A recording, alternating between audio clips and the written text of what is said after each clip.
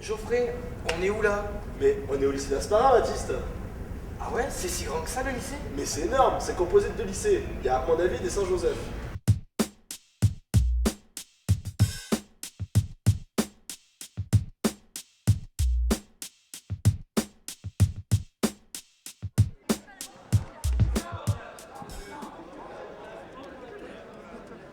Pouvez-vous m'indiquer s'il vous plaît le chemin pour accéder au lycée Saint-Joseph ou le lycée Armand-David? Mais c'est en remontant. C'est tout droit en direction de l'église. Là, on tourne à droite. Vous avez la rue Jean-Lissard en face. Vous faites à peu près 100 mètres. Sur votre gauche, vous avez le Crédit Agricole, la rue Yatz qui monte, la rue des sapeurs-pompiers. Vous remontez devant notre école et vous trouvez.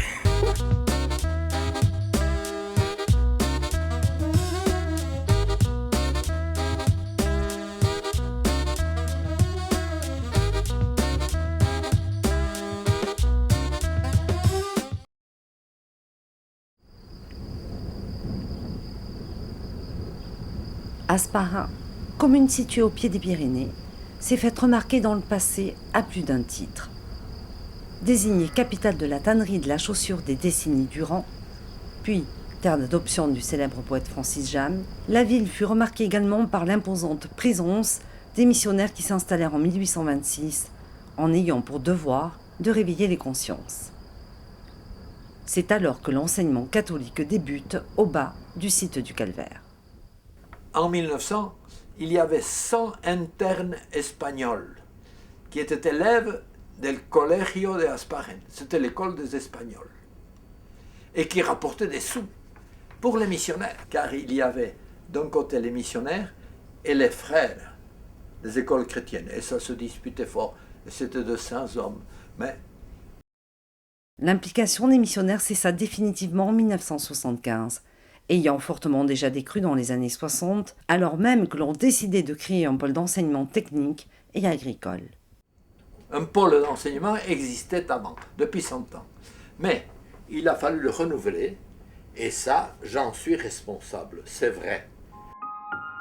Nommé supérieur des missionnaires, l'abbé Pierre Chariton, à la demande de Monseigneur Gouillon, alors évêque de Bayonne, va au début des années 60 parier sur la réussite de deux établissements. Il oublie, Monseigneur Gouillon, de les avertir. Et il oublie de me dire, au point de vue d'argent, il me dit deux choses. Il me dit, parce que je lui dis, il faut de l'argent. Ah, mais vous savez, vous ne savez peut-être pas que votre prédécesseur, le chanoine Gastelou, a mis de côté un petit magot de 30 millions. Ce qui n'est pas rien. Ah, et puis on me promet, vous aurez le testament de Madame Lissard, en plus de 30 millions.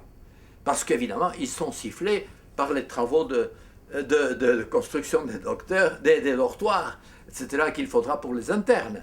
Bon, et alors, et puis acheter les premières machines. Là, c'est une fraiseuse. Là, c'est des profs d'atelier. Donc, là, M. Aramendi, Claude Aramendi, l'ex-directeur qui est décédé.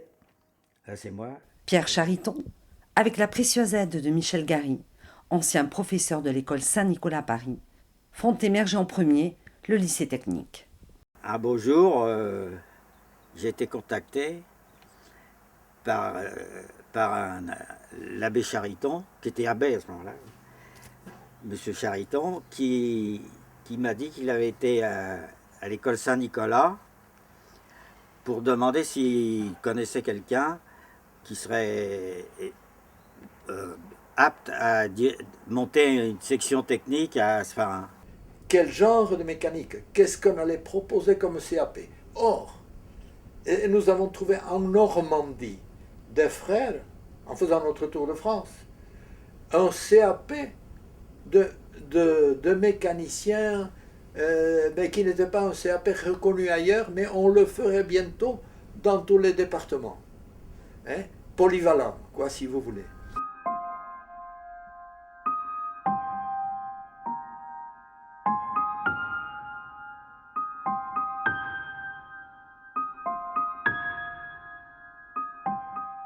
Je suis venu ici avec ma femme pour voir, avant de me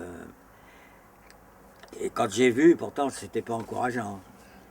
J'ai dit oui, parce que enfin, c'est la nature qui me plaisait, quoi. Donc j'ai dit oui, puis une fois que je suis rentré chez nous, j'ai dit, mince, c'est quand même, j'ai 5 enfants, faut être fou pour partir comme ça. Et ma femme m'a dit, t'as dit oui, il faut continuer. Le premier qui est venu, que j'ai trouvé sur place, c'est M. Lasartès, qui tous les jours allait à Bayonne, alors qu'il était marié à Asparin, et alors qui évidemment était ravi de n'avoir pas à prendre l'autobus chaque jour, qui venait en vélo au collège. Voilà M. Lasartès, que les élèves ont appelé Papa Lim. Le technique, il a démarré en 60 avec M. Lasartès et M. Bidigori. Et puis il y avait beaucoup d'abbés là. Ils enseignaient la théorie, quoi. Donc on a démarré comme ça. On était trois profs d'atelier. Puis après ça s'est développé.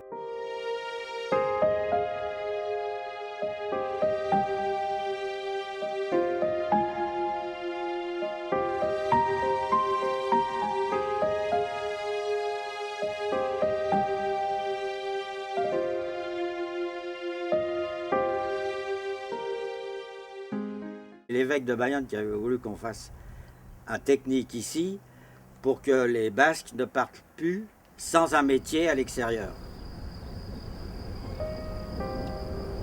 Bien plus tard, Monseigneur Bouillon écrivait dans un courrier. Il m'avait semblé que l'église locale avait oublié les jeunes Basques qui n'entendaient pas poursuivre des études classiques. Avec le chanoine Narbaitz, nous avons projeté d'ouvrir un collège au port de Bayonne en même temps que se fondait Villapia. Nous avons manqué l'achat 2 jours près, c'est alors que j'ai songé à Asparin.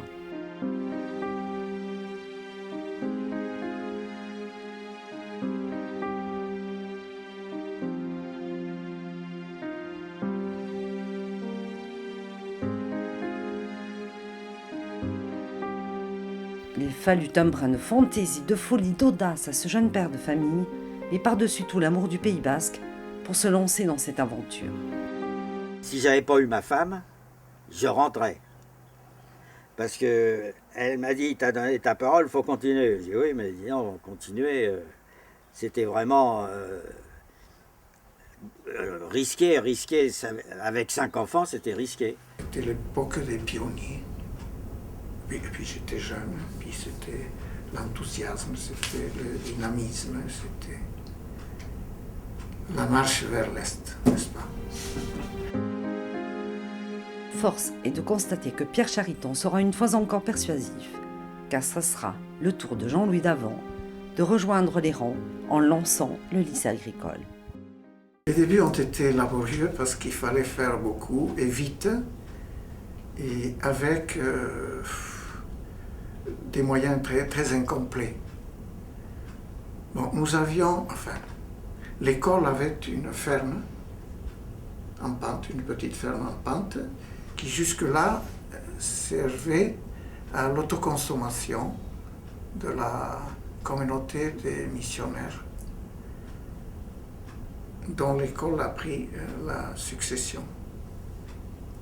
Voilà, il y avait ça, pas de locaux, donc nous avons nomadisé et transhumé plusieurs années donc, au collège Saint-Joseph, qui est l'actuel collège Ursouya, puis dans les premiers locaux tout neufs ou en construction de l'école technique. Et enfin, à la rentrée de 1964, septembre 1964, nous avons eu nos nouveaux locaux.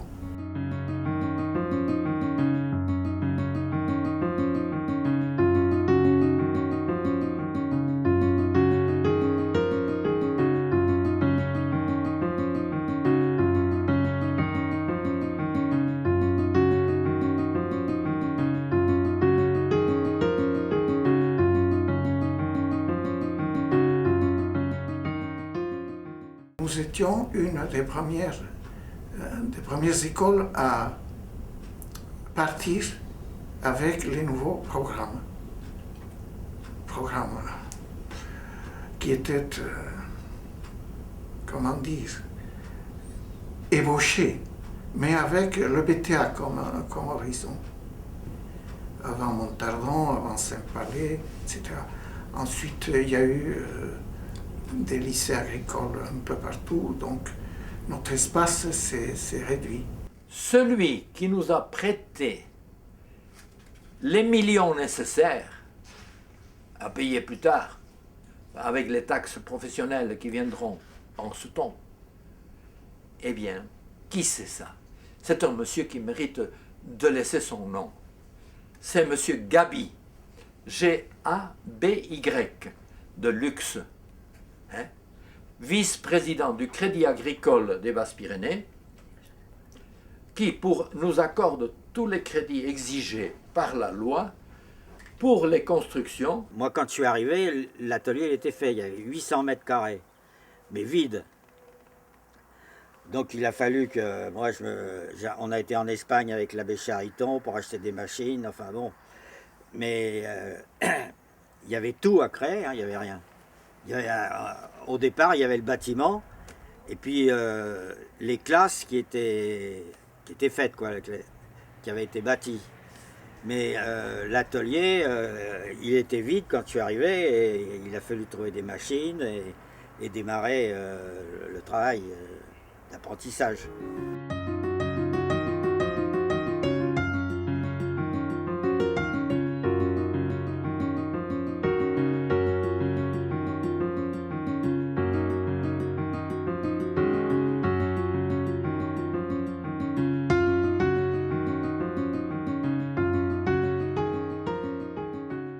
On marchait vers l'est, Carinca, dans un tohu-bohu indescriptible.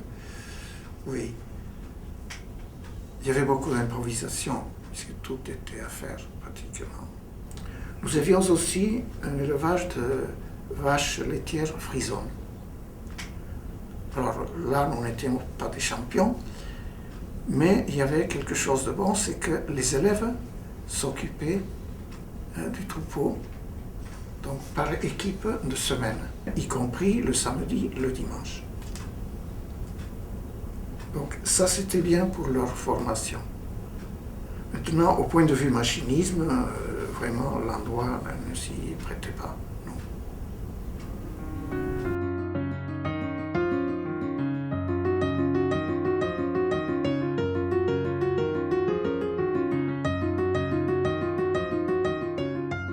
L'école a été à un moment donné en pointe pour la brebis laitière. Nous avions un des meilleurs troupeaux du département. 65 ou 66, hein, je ne sais plus très bien. Donc on a eu pratiquement 100% à chaque fois de réussite. Donc ça, c'est quelque chose d'important. Et où on a eu aussi le plaisir de démarrer une section d'électricité. C'était électrotechnique. C'est un journal, mais de quand, j'en sais rien.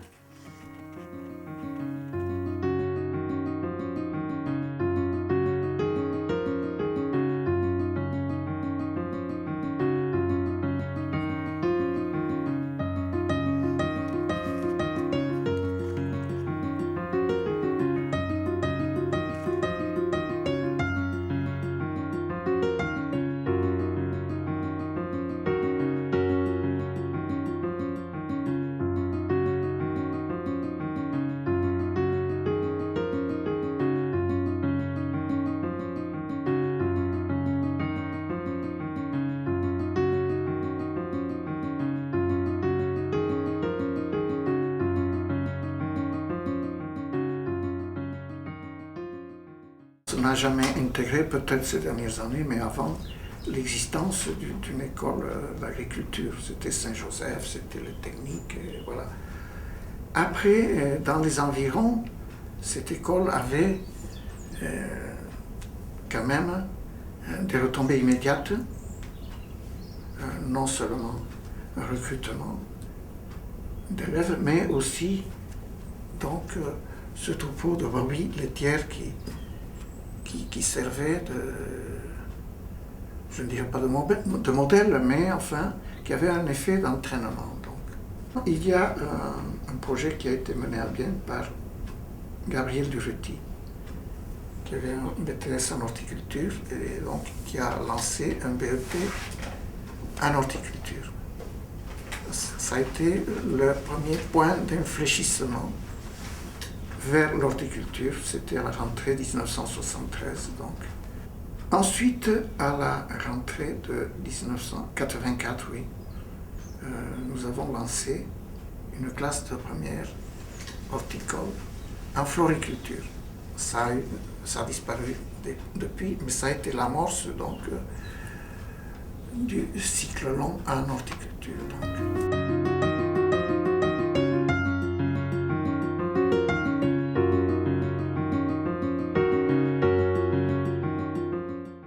Pierre Chariton tenait au titre d'école secondaire d'agriculture.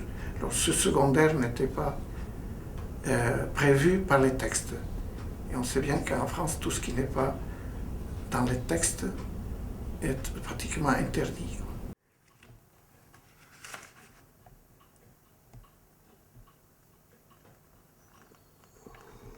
Ça, c'est une convocation. Ah ben pour moi, le souvenir marquant, c'est la réussite du premier CAP. Hein. Et puis que ça a continué après. Alors, moi, les souvenirs marquants, c'est les souvenirs relationnels avec les élèves. Alors ça, c'est un jeune sur une fraiseuse.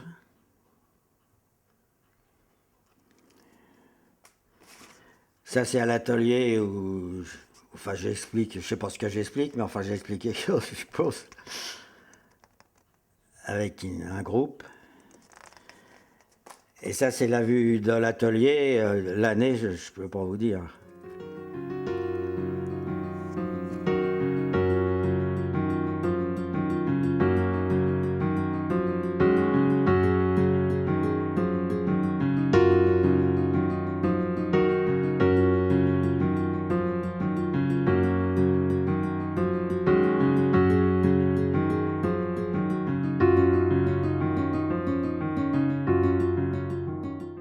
Mes plus mauvais souvenirs. D'abord, le premier en 1965, dans ce second trimestre. Donc, le départ du professeur de mathématiques, de l'enseignante de biologie et du supérieur Pierre Chariton. Après que les deux professeurs aient été poursuivis pour des raisons politiques. Ça a été de très mauvais moments. Oui. Nous avons eu un nouveau supérieur, parce que Chariton avait le titre de supérieur, le chanoine Pierre Camineau, professeur de physique. Et auparavant, il enseignait à l'école technique catholique de Beaufresne, à Pau. Donc c'était le Père Tranquille qui couvrait tout cet ensemble de son calme. Donc ça a été une période de stabilisation. Ma vie a été aventureuse, mais grâce à Dieu, j'en ai vu de toutes les couleurs. Beaucoup de souffrances, mais beaucoup de bonheur. Je ne fais pas le poids, je ne sais pas peser, mais je dois dire merci. D'ailleurs, mon prédécesseur, à la fin de son carnet, parce que j'ai eu les papiers de M. Gastelu, à la fin de chaque année, où il met les élèves qu'il a eu, la liste des élèves qu'il a eu, dans ce carnet, à la fin de l'année, Deo Gracias.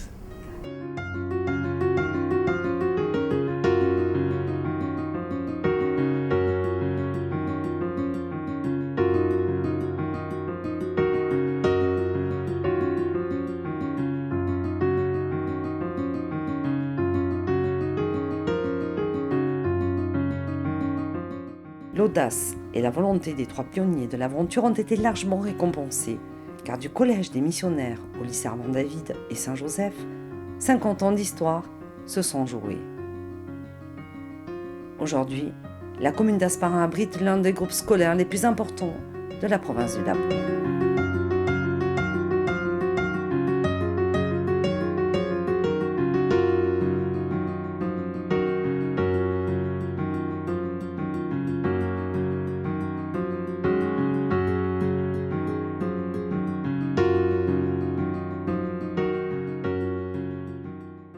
Connaissez-vous les lycées d'Hasparren? Pas trop, je sais qu'il y avait un lycée technique autrefois dans ma génération, parce que mon frère y était, mais non, j'ai pas de connaissances. Oui, Vous êtes passé par là? mon fils. En quelle classe par quelle classe il est passé? 3e, seconde. Armand David, c'est lycée agricole, essentiellement, voilà. Oui, il y a tout ce qui est technologie, mécanique et tout ce qui se rapporte. professionnel aussi. Voilà. Oui, je connais très bien Saint-Jean, puisque mon fils y est. Je sais qu'il y a un domaine agricole à David, Armand David. Ils font aussi sur l'écologie, je crois. Il y a un programme sur ça. Et après, ouais, tout ce qui est énergie renouvelable, ils font des trucs différents. Ouais. Et après, c'est technique, non? Oui. Avec pas mal de possibilités Oui. de différents secteurs. Oui.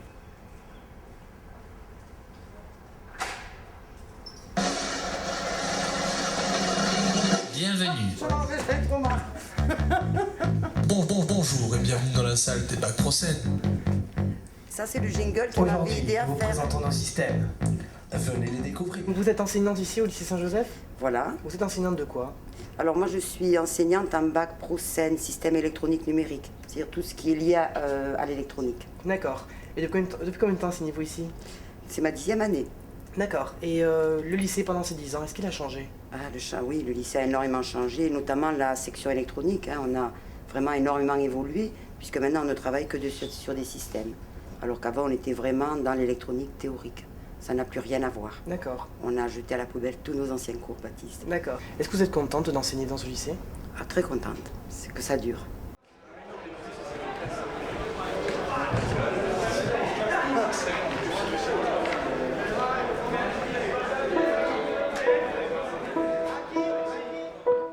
Mais arrêtez de me faire souffrir, courage.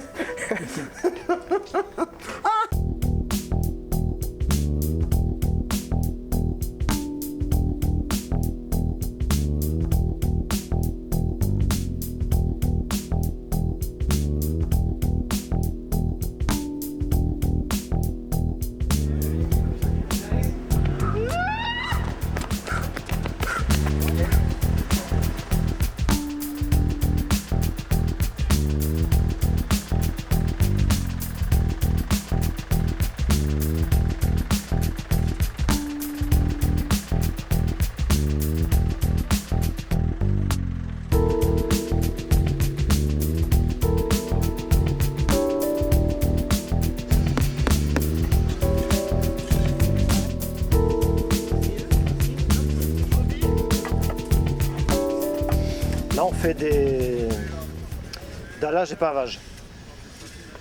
Donc on fait des entraînements, la mise en place de pavés et de dalles.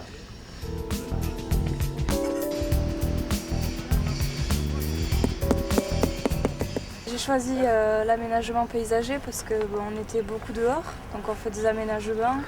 C'est intéressant aussi et on voit toutes les plantes et l'histoire des jardins.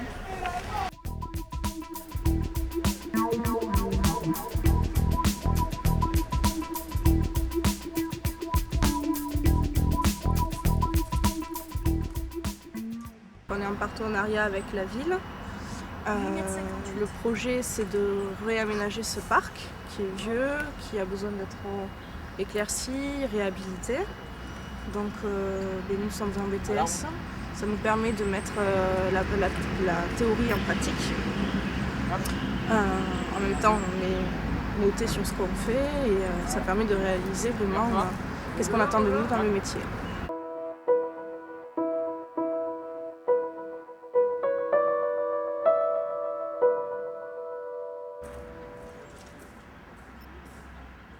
Savez-vous que cette année, les deux lycées fêtent leurs 50 ans?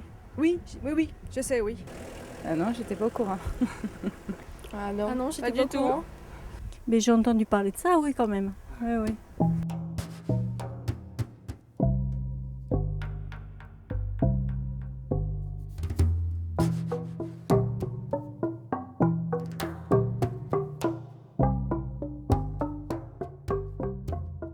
Les élèves ont été très interpellés et voulaient absolument s'exprimer sur ce 50e anniversaire. Bon, j'ai accepté de suite parce que c'est tellement enrichissant lorsqu'on ces jeunes qui sont conditionnés à un circuit scolaire, à un programme scolaire, lorsqu'on ouvre la porte, ils ont un petit peu peur de sortir.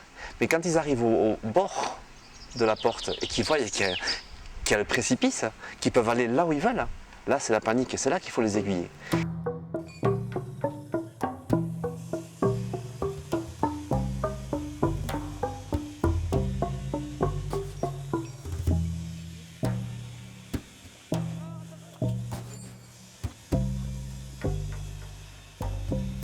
On est allé très loin dans la réflexion. On a essayé de les pousser un petit peu dans la réflexion, dans des choses qu'ils n'avaient peut-être pas eux-mêmes envie d'aller fouiller, en posant des questions un peu dérangeantes. Et ils sont très interpellés par comment je vais dire, la notion de temps. Ils sont dans l'établissement, ils nous disent qu'il y en avait avant, qu'il y en aura d'autres, une espèce d'universalité qu'il voulait exprimer. Ce qu'il en est sorti, c'est que ce fameux 3, ce fameux triptyque, ressortait par rapport au thème initial qui était le temps. Donc, ça paraissait presque évident de faire un lien sur l'avant, aujourd'hui, et l'après. Sachant que l'après, comme je disais tout à l'heure, impliquait le recommencement. On voit bien la forme d'une demi-lune. Là, on voit que c'est la moitié d'une feuille de chêne avec les nervures. Et là, on voit qu'il y a 7 trous qui représentent le cycle de la vie, le cycle de la lune.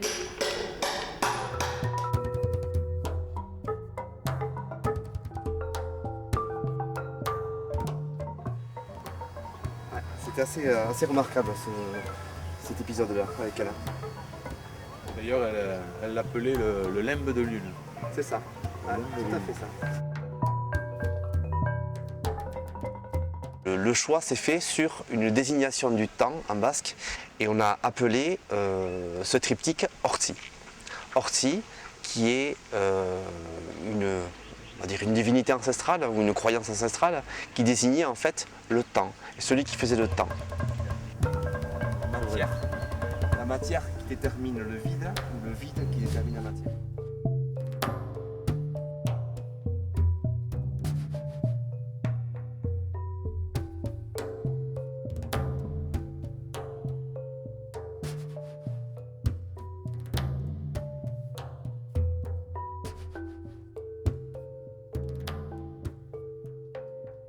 Filmez là. Donc bonjour, je m'appelle Baptiste Danesseos et je suis en terminale bac pro Scène. Et j'ai été votre journaliste pour votre reportage. Bonjour, moi c'est Geoffroy Henriette, je suis aussi en terminale bac pro Scène et j'ai été votre caméraman pour ce tabou.